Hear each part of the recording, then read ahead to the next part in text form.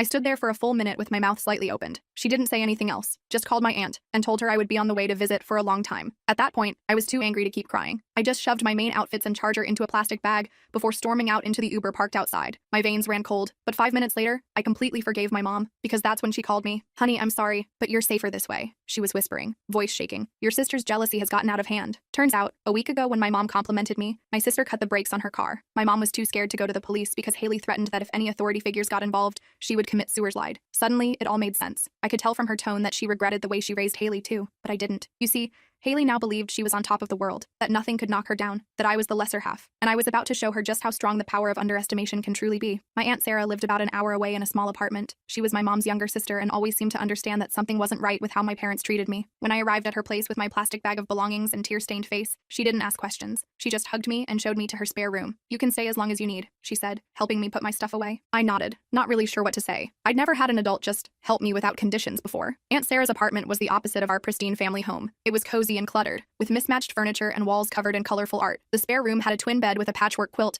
and a small desk by the window that overlooked a community garden. For the first time in years, I felt like I could breathe. That night, I called Thomas and told him everything. He was horrified and wanted to go to the police right away. I explained why we couldn't, at least not yet. Haley's threats weren't empty. She'd always been dramatic and unpredictable. If she thought she was cornered, there's no telling what she might do. "So what's your plan?" Thomas asked. I didn't have one yet, but I knew I needed evidence. Proof that Haley was dangerous, not just to me, but to herself and others. Something my mom couldn't ignore or explain away. The next day, Aunt Sarah helped me enroll at the local elevated school. It was weird being the new girl, especially mid-semester, but it was also kind of freeing. Nobody knew me as the ugly twin or Haley's sister. I was just Leah. I found myself smiling more, raising my hand in class, even making a few acquaintances. Without Haley's shadow looming over me, I discovered parts of myself I never knew existed. I joined the photography club and found I had a good eye for composition. The club advisor even suggested I consider art school after graduation, something I'd never dared to dream about before. Thomas drove out to see me that weekend. We went to a movie and got ice cream after, and for a few hours I almost felt normal. But when he dropped me off at Aunt Sarah's, reality came crashing back. My phone had 3 missed calls from my mom and a text that just said, "Call me, emergency." "It's Haley," she whispered. "She's been going through your room, destroying your things. She says she's going to find out where you're staying. Because I'm afraid of what she'll do if she finds you," my mom said. She's not